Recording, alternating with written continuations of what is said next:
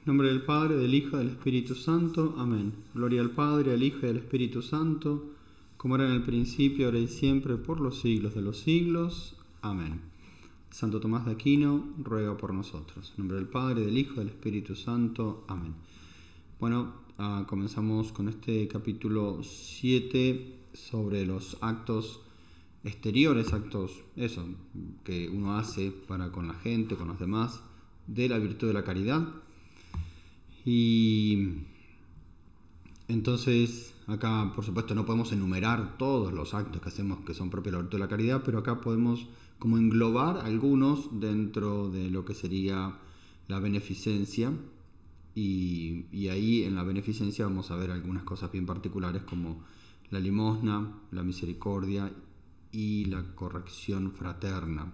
Entonces lo vamos a dividir en dos partes a estos actos secundarios, al estudio de estos actos secundarios. Ahora vamos a ver uno que es un poquito más extenso, que es la beneficencia, y después veremos la corrección fraterna. Y así como en ellos podemos, como resumir un poco lo que se va a ir viendo, todos los actos generales de la virtud de la caridad como exteriores, ¿no? Entonces la beneficencia, en concreto la limosna o misericordia, después las obras corporales y espirituales, las obras de misericordia corporales y espirituales, la eficacia que se sigue de esas obras corporales, la obligación, etcétera, varias cositas, lo vamos a ir dividiendo. Cuáles son los criterios para ayudar al prójimo, para hacer limosna, las circunstancias o características. Y después, en otra oportunidad, veremos lo referente a la corrección fraterna, que eso no nos detenemos ahora, sino que ahora nos vamos a concentrar en esta primera parte de la beneficencia. Y entonces, bueno, vamos con el primer punto, que es la beneficencia y sus obras. Recuerda, la beneficencia, hacer el bien como un signo externo de la benevolencia. Y eso es lo fundamental, porque la benevolencia es el querer bien, benevolere. Pero si yo quiero bien, tengo que manifestarlo a los demás, porque si no, los demás, ¿cómo saben que yo... Dios, podríamos decir, Dios sabe todo, pero ¿cómo se lo muestro a Dios que yo realmente quiero bien? Entonces, la beneficencia consiste en hacer algún bien a los demás como un signo externo de esa benevolencia que yo tengo en mi interior. Y es un acto propiamente de la caridad, sí lo es. Porque un acto de la virtud de la caridad se relaciona igual con otras virtudes, pero le compete principalmente a la caridad. Se relaciona con la justicia cuando yo hago una obra buena, una obra exterior buena a otro, pero porque debía hacérsela. Entonces, en justicia tenía que hacérsela. También se relaciona con la liberalidad cuando yo hago una obra que no tiene ninguna obligación, incluso hago algo más grande de lo que podría o de lo que le debería haber hecho. Dios siempre tiene liberalidad, Dios derrocha para con nosotros y nos da muchas cosas. Entonces, también la persona puede hacerlo con el prójimo, puede darle de más, en exceso, simplemente por caridad. Y se relaciona también con la misericordia, por supuesto, porque cuando vemos que el prójimo necesita ser socorrido, nosotros por misericordia, como habíamos visto en la charla anterior, por misericordia lo socorremos. Ahora, esta beneficencia y benevolencia tiene una relación, una relación como de lo interno y lo externo, como dije, simplemente lo vuelvo a repetir nada más, como lo interno y lo externo. Pero creo que todos más o menos entendemos. Tiene que estar primero en el alma, ese benevoler, ese querer, el amar a Dios y al prójimo, y después se va a manifestar en el exterior. Como suele decirse, el que pudiendo beneficiar no beneficia es porque no ama. En realidad no hay amor. Bueno, esta benevolencia, lo que está en el interior, y la disposición de hacer actos externos, que es la beneficencia, tiene que ser universal, abierta a todos, al prójimo en general. Aunque más no sea con la oración, porque tenemos que rezar por todos. Claro que después vamos a ver que hay un orden, como es algo, un acto de la caridad, y la caridad habíamos visto que tenía un orden, no amamos a todos del mismo modo. Entonces, aquí también habrá un orden a la hora de hacer obras buenas por el prójimo, a la hora de hacer beneficencia. También los que son más próximos a nosotros, los que son más cercanos, son más acreedores de nuestros beneficios, y a ellos les debemos mostrar más nuestro aprecio, nuestro amor.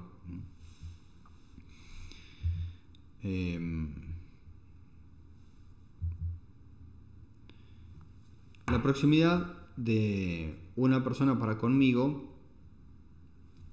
se puede entender según las diferentes relaciones que tengo con esa persona, o sea, qué es lo que me comunica con esa persona.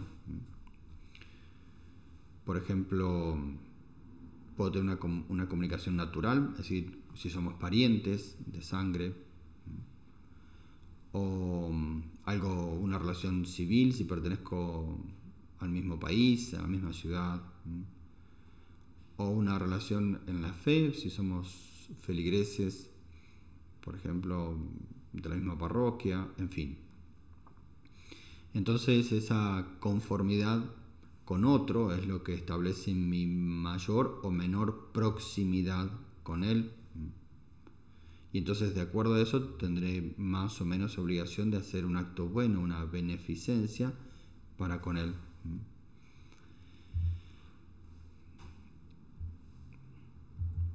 Sin embargo, esto puede ir cambiando estos casos, ¿no? De si son parientes, son conciudadanos, si son feligreses, etc. Puede ir cambiando porque va a depender de muchas cosas. Y entre otras va a depender de la necesidad en concreto que tenga tal o cual persona, ¿no? Porque va a depender de eso. Y así entonces por ahí puede ser que yo esté más obligado a ayudar a un extraño porque está en una necesidad extrema, en lugar de ayudar a un familiar mío que no padece una necesidad tan grave. Aunque el familiar es más cercano a mí porque es familiar, pero si está en condiciones mucho mejores, en cambio el otro está en una necesidad extrema, hay que ayudar primero al otro.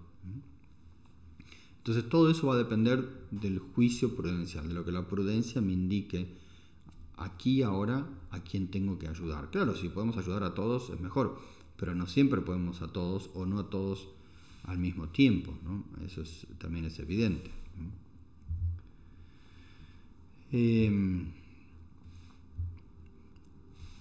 La beneficencia no es una virtud distinta de la caridad, dice ahí la diapositiva, sino que es un acto de la caridad,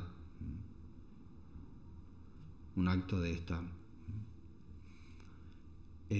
Con esto se quiere decir que no tenemos que inventar otra virtud para decir, bueno, estos actos externos pertenecen. No, todo pertenece a la caridad. Lo digo simplemente con dos argumentos muy simples. El acto externo e interno de una virtud no multiplica virtudes, simplemente es el acto externo e interno, pero siempre de la misma virtud. Es como si yo digo, bueno, voy a tener un pensamiento de prudencia y después obro según esa prudencia. Son actos externos e internos de la única virtud, en este caso de la prudencia. O tengo un acto interno de fe por el cual yo creo en Dios y después lo digo exteriormente, creo en Dios. Actos internos y externos, pero de la misma virtud. Acá pasa lo mismo. La virtud es una sola, pero con actos internos, que es el amar a Dios por sobre todas las cosas y al prójimo como a uno mismo, y actos externos, que son estas obras por las cuales nosotros ayudamos al prójimo. Y por otro lado, el objeto es el mismo, que siempre es el amor al bien. El objeto formal siempre es el mismo, ¿no? Es la razón de bien que hay en todas las cosas, que es a lo que tiende la caridad, que recuerden, por eso tiende a Dios, que es el bien sumo, máximo.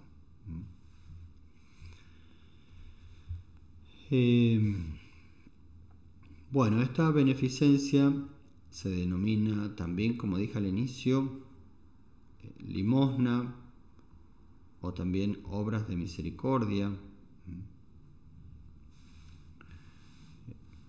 Cuando se ordenan a socorrer al necesitado, al que más, al que más necesita. Pero todas las podemos resumir en eso, en obras de beneficencia. Un acto externo, la caridad, pero que se va a multiplicar en diferentes acciones, pero todas las podemos llamar obras de beneficencia. En concreto, la limosna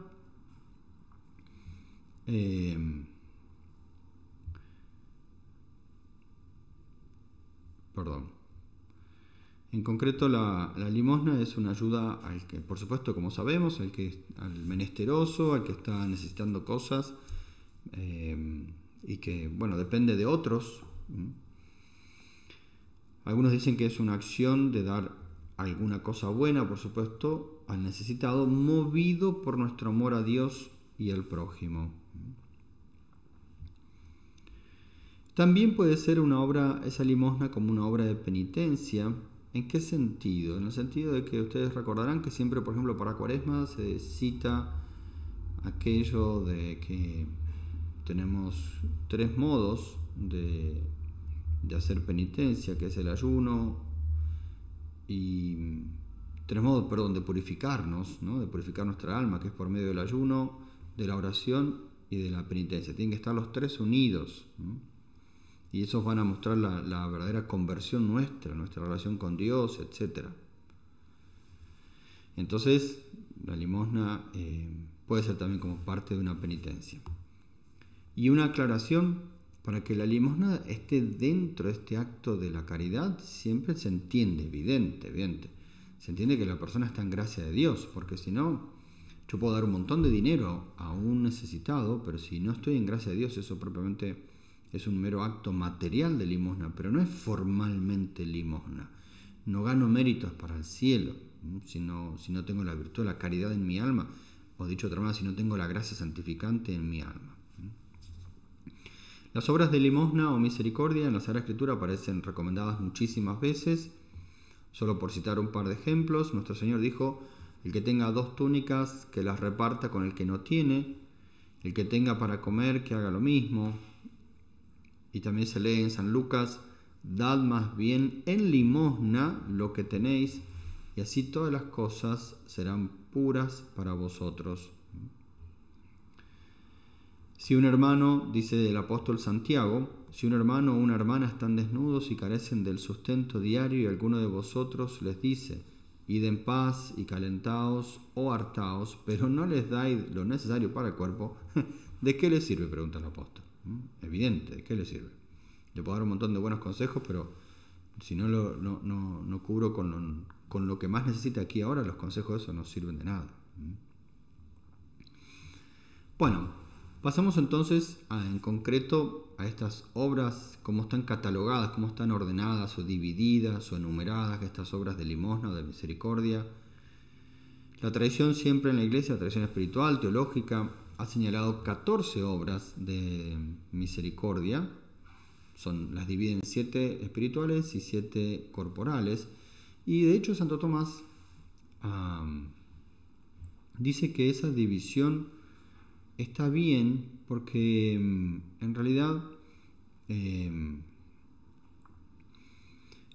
consideran todas las posibles necesidades que pueda tener el prójimo. Entonces está todo incluido ahí, está todo, en esas 7 obras de misericordia corporales y las 7 obras de misericordia espirituales. Como tal vez, espero, se pueda ver ahí en la diapositiva, las obras de misericordia corporal: dar de comer al hambriento, dar de beber al sediento, vestir al desnudo, dar posada al peregrino, visitar al enfermo, eso es algo como muy accesible para todos, redimir al cautivo, enterrar a los muertos, es decir, enterrarlos como corresponde cristianamente. Y las obras de misericordia espirituales, bueno, rezar por todos, por los vivos y difuntos, enseñar al que no sabe, se entiende las cosas fundamentales de la vida, especialmente lo referente a la fe, dar buen consejo al que lo necesita, consolar al que está triste, a veces no tanto con palabras, porque por ahí no se puede decir mucho, pero al menos acompañando, hay que consolarlo. Corregir al que yerra, que eso es lo que vamos a ver en la segunda parte, que es la corrección fraterna. Perdonar las injurias, que siempre es difícil, pero bueno, está como obra de misericordia. Y sufrir con paciencia la flaqueza de nuestros prójimos y los defectos de nuestros prójimos. Así como ellos sufren nuestros propios defectos, nosotros tenemos que soportar pacientemente los de los demás.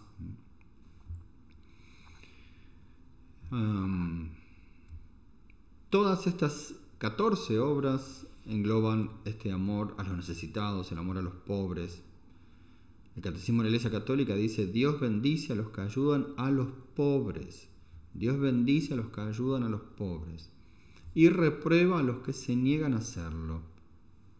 Por eso Jesucristo había dicho: a quien te pide, da. Al que desee que le prestes algo, no le vuelvas la espalda. Recibiste gratis, dadlo gratis. Jesucristo va a reconocer a aquellos que han hecho algo por los pobres. Esa buena nueva que trajo nuestro Señor fue anunciada primero a los pobres.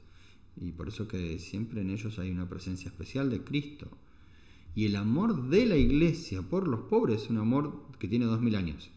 Es parte del patrimonio de la Iglesia, de la tradición de la Iglesia. Está inspirado en el Evangelio, en las bienaventuranzas, en la misma vida que Cristo llevó, como Él vivió, con pobreza, etc. Y como Cristo atendió a los pobres también. Y vuelvo a repetir, no solo hablamos de la pobreza material, sino también de la pobreza espiritual, es decir, pobreza cultural, pobreza religiosa, que, como decía la Madre Teresa, es la que se da en los países del primer mundo y es la más triste y la más dolorosa de todas.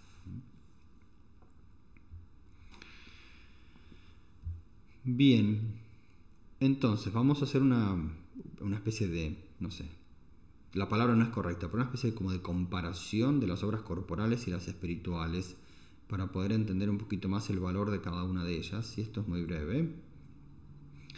Hablando en general, las obras de misericordia espirituales son evidentemente mejores o superiores o tienen más nobleza que las obras de misericordia corporales, por supuesto. ¿Por qué? Fundamentalmente porque lo que se da al otro es algo espiritual y por lo tanto más perfecto y más noble que cualquier bien corporal. Si yo a otro, por ejemplo, le transmito mi fe, la fe católica, cuando el otro no la tenía, eso tiene un valor infinitamente superior a que yo le dé un pedazo de pan, porque la fe es algo espiritual y es mucho más valioso. Segundo, porque en el otro estoy socorriendo algo del espíritu. Lo que estoy tratando de subsanar es algo en el espíritu de él, y eso va a ser más noble que si trato de socorrer algo en el cuerpo de él. Y tercero, porque la acción que yo hago para transmitir algo espiritual es una acción siempre más perfecta, también más noble que la acción que hago cuando transmito o comunico un bien meramente corporal. Entonces, dicho otra vez, en general, todas las obras de misericordia espirituales son más perfectas. Pero en particular a veces puede darse que es la limosna corporal que es al menos más urgente, como vimos en lo del apóstol Santiago. Porque a veces que se está muriendo de hambre, literalmente muriendo de hambre. Si yo me pongo a darle buenos consejos, evidentemente que no entendí lo que es la beneficencia, porque aquí ahora esa persona necesita eso, comida. Después, cuando esté recuperado, veremos si podemos darle buenos consejos y todo lo demás. Y las obras corporales, también para analizarlas un poquito más, las obras de misericordia corporales, tienen, podemos hacer algunas distinciones. Considerada en sí misma, listo, van a tener un efecto meramente corporal. Le di un pedazo de pan a otro para que se alimente, listo, no hay mucho más que eso, ¿no? Pero si las consideramos, por ejemplo, en su causa, ¿cuál es la causa? ¿Por qué le di ese pedazo de pan a esa persona? Y en teoría, digo, si estamos hablando de obras de beneficencia, como acto de la virtud de la caridad, lo di por amor a Dios y porque a ese prójimo lo amo en Dios, en Cristo. Entonces, ahí ya se produce un fruto. Hay un fruto ahí. Porque el amor engendra amor. Entonces, la misma práctica del amor, porque si yo estoy ayudando a otro, estoy haciendo un acto de amor, esa práctica del amor ya hace que yo crezca más en caridad. Entonces ya hay un fruto en mí, hay un beneficio. Dice San Bernardo que el amor es su misma paga. Que yo tenga amor y más amor, me pago, me premio a mí mismo. Y en tercer lugar, también hay una ventaja porque si ayudo al otro, aunque sea con algo corporal, igual es como que indirectamente lo estoy moviendo a que él tenga un fruto espiritual. Por ejemplo, a que rece por mí, por aquel quien lo ha beneficiado, que lo ha ayudado. Entonces, hay beneficios espirituales en las obras corporales. Por eso la Iglesia también, evidentemente, que recomienda estas obras de misericordia corporales. Bueno, vamos a ver ahora la obligación que hay de dar limosna, de ayudar a tener esos actos de misericordia para con el prójimo.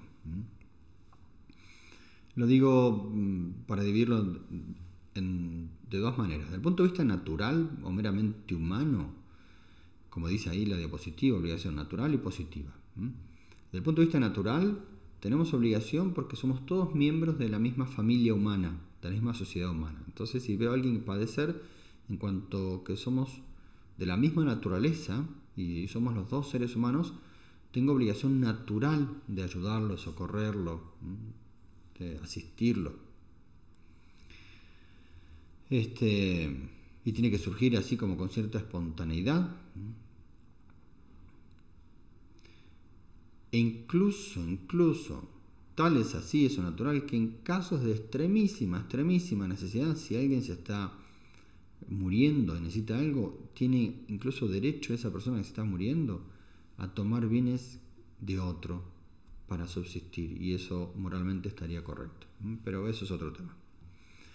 Por derecho positivo, bueno, porque la Iglesia ha entendido que Dios lo ha pedido explícitamente, así Dios lo ha enseñado. Solo por compartir algunos textos de la Sagrada Escritura, el libro del Deuteronomio dice: nunca dejará de haber pobres en la tierra, por eso te doy este mandamiento: abrirás tu mano a tu hermano, al necesitado y al pobre de tu tierra. Te doy este mandamiento, dice Dios: atender al pobre. Texto de Tobías: según tus facultades, haz limosna y no te vayan los ojos tras lo que des. No apartes el rostro de ningún pobre, y Dios no los apartará de ti. Hermosísimo. No ignores a ningún pobre. Entonces Dios jamás te ignorará a ti. Y lo que dice nuestro Señor Jesucristo, según relata el Evangelio de San Mateo: apartaos de mí, malditos, al fuego eterno, porque tuve hambre y no me diste de comer, no me ayudaste. Fui pobre y no me asististe. La primera carta del apóstol San Juan dice: el que tuviere bienes en este mundo y viendo a su hermano pasar necesidad, le cierra sus entrañas, ¿cómo mora en él la caridad de Dios? Ve a un pobre y no lo ayuda. Entonces pregunta el apóstol: ¿cómo esa persona no tiene caridad? Hijitos, no amemos de palabra ni de lengua, sino de obra y de verdad. Bueno, vamos a ver ahora, por llamar de alguna manera, parámetros para ver cuándo y cómo estamos obligados. Igual lo que voy a decir es muy general, evidentemente, ¿no? Entonces habrá después infinidad de situaciones particulares en que uno tendrá tal vez alguna duda, pero antes de explicarlo, vamos a dividir cuáles son los tipos de necesidades que puede padecer alguien y los tipos de bienes que puede poseer un posible bienhechor. Bueno, acá, como ven en el cuadro titulado Necesidad, Empezando de abajo para arriba, es necesidad extrema, aquella que si no es socorrido en la persona, puede morirse. Eso es extremo. Es grave, la segunda es grave para aquella persona que si no se lo ayuda, va a padecer problemas muy graves,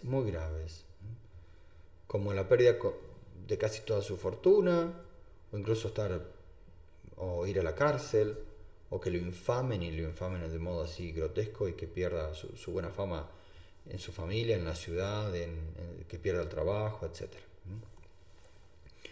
Y la necesidad común es como la necesidad ordinaria y que es como más fácilmente subsanar, como la de un mendigo común, digamos.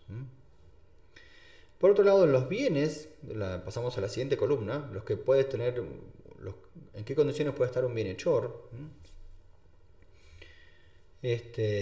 son distintos. Entonces, los que están abajo, vitales, son todos los bienes que posee para sobrevivir individualmente y también para el sustento mínimo indispensable de su familia. Sin los cuales, si no tuviese esos bienes, este mismo bienhechor caería en necesidad extrema. Pasaría a la otra columna. Después, los segundos, los necesarios, son los necesarios para su modo de vida, su estilo de vida, su categoría social. Para muchas personas, por su profesión, por etcétera, sus costumbres, tradiciones, es como indispensable, no sé, pongo ejemplos tal vez muy tontos, pero tener un vehículo, una casa en tal o cual lugar, con determinadas dimensiones por la misma composición familiar, o bueno, algunas cosas que son propias de su modo de vida, ¿no? Y los superfluos son aquellos que no son necesarios, que los tiene así como un lujo, que no realmente... Bueno, entonces, a la hora de ayudar, ¿cuándo hay obligación? O sea, ¿cuándo tengo que dar y qué tengo que dar si es que tengo alguna obligación, ¿no? Volvamos a la diapositiva anterior para no... Primero, lo hago lo más esquemático posible. Primero, nadie está obligado, por la virtud de la caridad, por supuesto, ¿no? Nadie está obligado a socorrer al prójimo con los bienes que son necesarios para su propia vida. O sea, los bienes vitales. Miremos la columna ahora de los bienes. Ningún bienhechor está obligado a desprenderse de los bienes vitales para su propia subsistencia y de su familia en orden a socorrer a otro. Si lo quiere hacer está bien, pero no está obligado. Segundo, al prójimo que está en necesidad extrema, el que está ahí abajo, sí estamos obligados a ayudarlos con algunos bienes que son necesarios para nosotros, pero que no son necesarios, que no son vitales, pero son necesarios. Llegado el caso, no sé, digo, porque estamos ante alguien que tiene necesidad extrema, que se está muriendo.